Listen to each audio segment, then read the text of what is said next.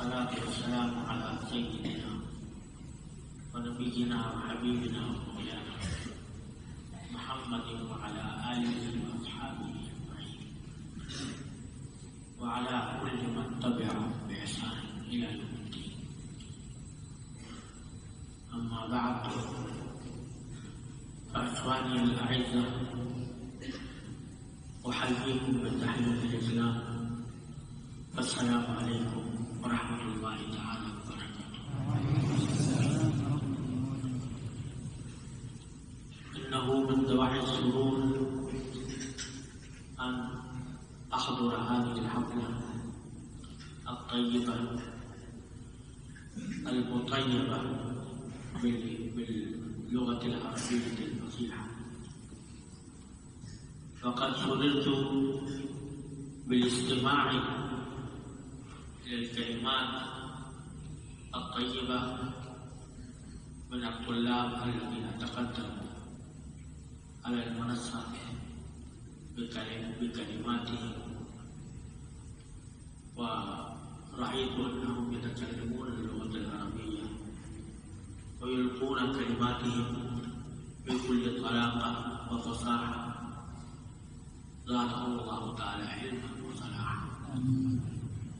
كما فرحت بهذا البرنامج الأخير الذي كان فيه مباراة شعرية، وهذا يدل على أن الطلبة بفضل الله سبحانه وتعالى لهم صلة قوية بالشعر العربي. أيها الأعزة،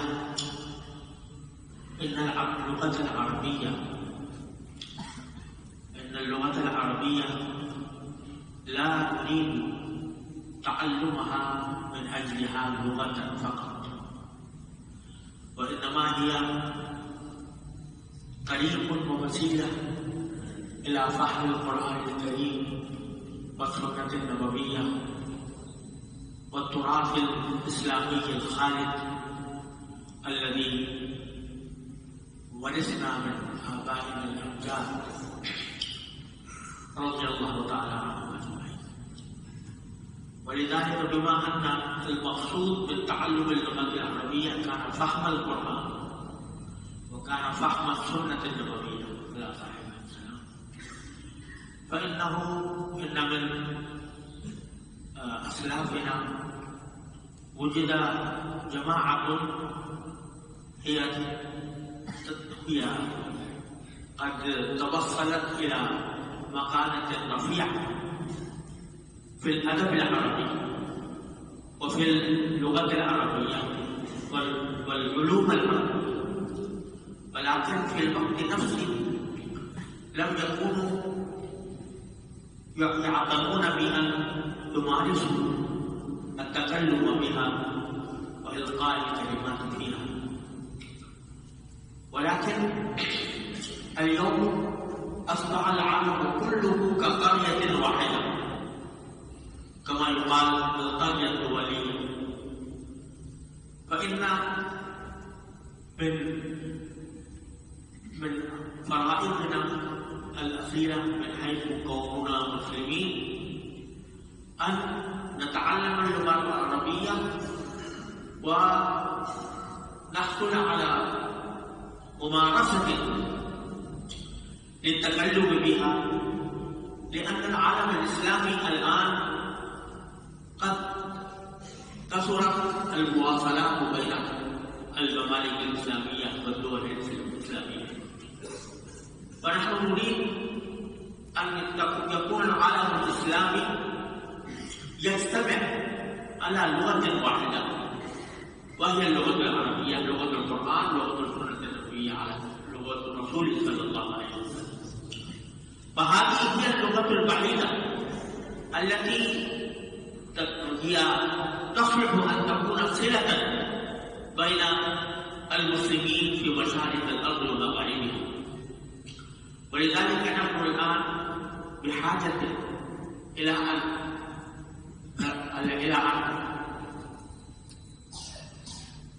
نجهز علماء وطلابا मुतखस्सिसीन फिल लुगत अल-अरबिय्या व फिल अदब अल-अरबी अल्लज़ीना युमकिनुहुम अन यतकल्लमू व युल्क़ू कलिमातिहिम बिल लुगत अल-अरबिय्या अल-फसीहा। अल्हम्दुलिल्लाह अला अन्ना हाज़ा अन-नादी الذي أتشرف بالحضور فيه هو هذا النادي، أهنئ أعضاءه والمشرف عليه الشيخ الكريم حفظه الله تعالى، وعلى عنايته البالغة لتدريب الطلاب بالتكلف باللغة العربية وأن تقوى صلتهم بالأدب العربي الأصيل. فأنا هنا أهنئكم بأخذ هذا الحفل الذي هو مظهر من مظاهر الاعتناء باللغة العربية وبالتكلم فيها. ولولا ظروفي الصحية لدرست معكم أكثر، ولكن إن ظروفي الصحية وكذلك الأشغال المتراكمة لا تسمح لي إلا أن أكون بينكم لمدة قصيرة ونودعكم بعد ذلك. ولذلك أدعو الله سبحانه وتعالى أن يوفقنا جميعا ويوفقكم ويوفق الأساتذة والطلاب وأعضاء هذا النادي الكريم أن يعملوا حسب رضا الله سبحانه وتعالى في ترقية صلاحياتهم في هذه اللغة الكريمة. والسلام عليكم ورحمة الله تعالى وبركاته.